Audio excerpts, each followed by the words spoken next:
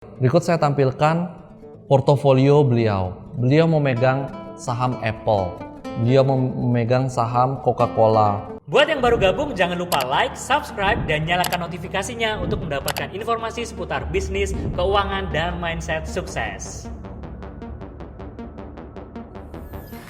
Halo rekan-rekan semua, semangat pagi.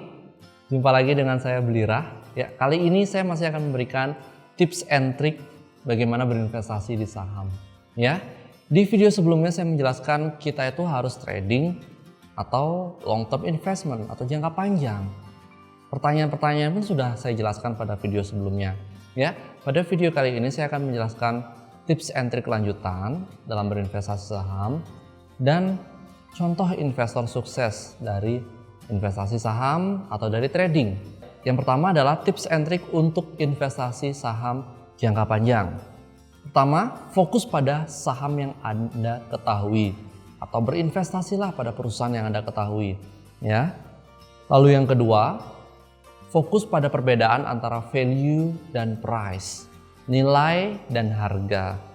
Nilai adalah seberapa besar yang akan Anda dapatkan atas sebuah transaksi pembelian. Sedangkan price adalah seberapa besar uang yang Anda keluarkan untuk membeli sebuah barang atau produk. Ya. Contohnya, seorang desainer berani mengeluarkan uang banyak untuk membeli produk yang bergambar buah. Nah, kenapa berani mengeluarkan uang banyak? Karena desainer tersebut mengetahui bahwasanya kalau saya menggunakan produk ini, saya pasti akan mendapatkan hasil yang lebih dari nilai produk ini. Seperti itu contohnya, ya. Dalam investasi saham pun juga begitu. Perhatikan antara nilai, value, dan biaya yang dikeluarkan atau price. Karena kadangkala harga saham di Bursa Efek Indonesia tidak mencerminkan nilai perusahaan itu sesungguhnya. Apalagi pada saat ini, saat 2020 pandemik corona, harga saham berjatuhan, ya, seperti jurang turun dalam. Ya, harga saham sekarang tidak mencerminkan nilai perusahaan. Ada beberapa contohnya. Nanti akan saya review pada video selanjutnya, ya. Jadi tolong perhatikan perbedaan antara value dengan price, ya. Lalu yang selanjutnya adalah belilah perusahaan yang bagus. Beli perusahaan yang bagus. Perusahaan yang bagus berkinerja baik itu ditunjukkan oleh rasio-rasio tertentu. Contohnya ada rasio return on equity dan return on asset atau ROA dan ROE. Tentu saja dengan harga yang murah. Itu nanti akan dibantu oleh rasio price earning ratio atau PER, ya. Sehingga kita sebagai investor harus membeli perusahaan berkinerja baik tapi harganya murah. Gimana caranya? Nanti akan kita bahas di video-video selanjutnya yang kemana-mana, ya. Jadi pertama, fokus investasi pada perusahaan yang rekan-rekan ketahui. Lalu kedua, perbedaan antara value dan price, ya, bedakan itu. Lalu yang ketiga, beli perusahaan yang bagus tapi harganya murah. Beli perusahaan yang bagus, harganya murah, ya. Contoh nih, misalkan rekan-rekan bertemu dengan seorang gadis cantik, baik, anak orang kaya, pinter.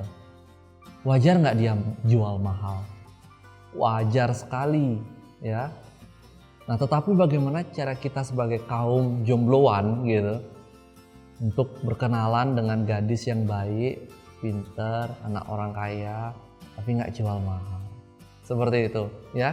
Inilah tujuan yang investor, beli perusahaan berkinerja bagus tapi salah harga, gitu ya. Lalu selanjutnya, manfaatkan fitur-fitur penting dari sekuritas. Jadi beberapa sekuritas memberikan fitur-fitur penting, contohnya seperti laporan keuangan, Contohnya seperti laporan posisi keuangan, laporan laba rugi, dan laporan aliran kas. Itu rekan-rekan bisa kelola, ya.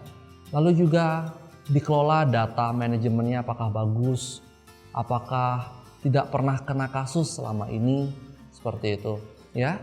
Untuk long term investment akan dibahas secara detail pada materi analisis fundamental yang kuantitatif dan kualitatif.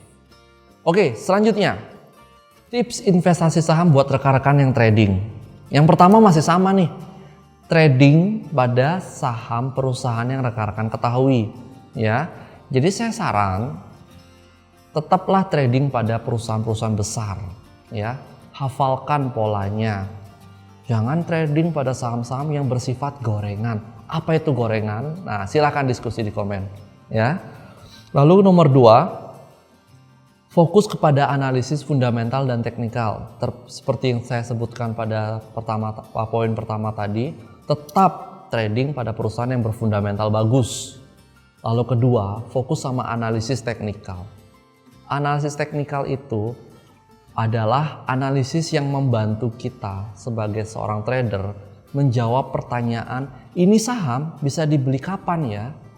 Nah, atau ini saham bisa dijual nggak ya? Nah, itu analisis teknikal secara sederhana.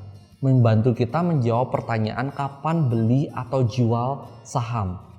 Sedangkan analisis fundamental adalah sebuah analisis yang membantu kita untuk menjawab pertanyaan, apakah saham ini bagus? Kita mau beli saham apa ya? Gunakan analisis fundamental. Tapi kapan ya beli atau jual sahamnya? Gunakan analisis teknikal. Nah, seorang trader harus mengkombinasikan kedua analisis tersebut. Ya, begitu juga dengan seorang investor. Tapi pada praktiknya seorang trader harus lebih fokus ke analisis teknikal. It's about time, ya. Ini permasalahannya dengan waktu, ya. Timingnya tepat, seperti itu. Lalu selanjutnya, jangan gunakan margin. Jadi beberapa sekuritas memberikan fasilitas margin atau uang pinjaman. Contoh rekan-rekan bermodal 10 juta pada awal sekali membuka account. Biasanya diberikan pinjaman oleh sekuritas mungkin 2 kali aset. Berarti 20 juta rekan-rekan bisa transaksi. Atau mungkin 4 kali aset. Ya. Berarti rekan-rekan bisa transaksi hingga 40 juta. Yang mana 30 juta adalah pinjaman dari sekuritas. Dan itu ada biaya bunga, jadi hati-hati. Dan ada batas waktunya. Ya syukur-syukur kalau rekan-rekan trading terus harga sahamnya naik. Cuannya bisa berlipat-lipat. Tapi kalau turun, wah ya udah selesai. Modalnya habis-habisan. Seperti itu. Jadi saran saya kalau rekan-rekan masih pemula, jangan pernah gunakan margin. Ya.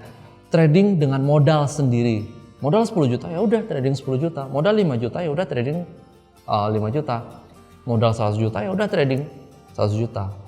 Seperti itu. Jangan pernah gunakan pinjaman untuk rekan-rekan pemula. Sekali lagi saya tegaskan hal tersebut. Lalu manfaatkan fitur-fitur canggih dari sekuritas yang terakhir ya. Jadi kadangkala analisis teknikal itu tadi saya sampaikan bicara masalah waktu. Lalu di fitur-fitur sekuritas itu membantu kita menyeleksi saham-saham dengan kondisi-kondisi tertentu yang kita inginkan seperti apa. Tadi saya sudah sebutkan di bursa kita itu ada 650-an lebih perusahaan. Nggak mungkin kita cek dari A sampai Z. Nggak mungkin, capek banget. Oleh karena itu kita manfaatkan teknologi dong. Kita manfaatkan fitur-fitur yang diberikan sekuritas. Tinggal klik enter, nanti ada list saham yang sudah kita kondisikan. Ya, kriterianya seperti apa. Nanti akan kita bahas ya, seperti itu. Baik, berikutnya saya ingin menampilkan contoh investor sukses, investor saham. Yang pertama ada seorang dari Indonesia, beliau bernama Lo Keng Hong. Ya, saya pernah mendengarkan seminar beliau. Pembawaan beliau sangat sederhana, sangat sederhana. Beliau bahkan masih menggunakan jam yang dibeli tahun 90-an. Begitu juga dengan saya. Jam ini saya beli waktu SD. Masih saya gunakan. Hidup minimalis, ya. Saya sangat terinspirasi oleh beliau, hidup minimalis, ya.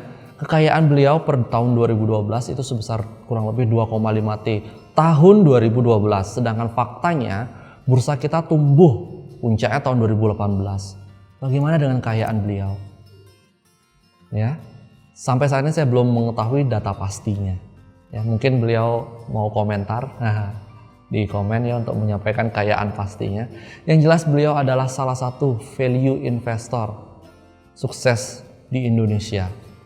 Ya, pendekatannya sangat sederhana. Belilah saham ketika orang tidak mau membeli saham tersebut, dan jualah saham ketika orang-orang memburu saham tersebut. Tentu saja, kata beliau, dengan kinerja yang bagus. Ya, contohnya beliau membeli saham INKP pada tahun 2017 awal. Ketika itu labanya tumbuh 3 kali lipat, tetapi perusahaannya salah harga. Beliau melakukan investasi di sana dan alhasil nilai sahamnya langsung tumbuh tinggi, ratusan persen. Ya, karena apa? Karena analisis sederhana tadi, mencari perusahaan yang salah harga, padahal kinerjanya terus bertumbuh. Seperti itu rekan-rekan semua. Apakah rekan-rekan bisa mempelajari hal tersebut? Bisa. Nanti kita akan praktekkan secara langsung pada analisis fundamental ya. Jadi jangan ragu. Selanjutnya ada George Soros. Beliau adalah seorang trader lebih tepatnya. Ya, beliau trader, nilai kekayaannya sebesar 8,3 billion US dollar. Ya, itu beliau sangat kaya sekali. Kalau tidak salah berada pada posisi Forbes di kisaran 120-an. Forbes orang kaya terkaya di dunia ya.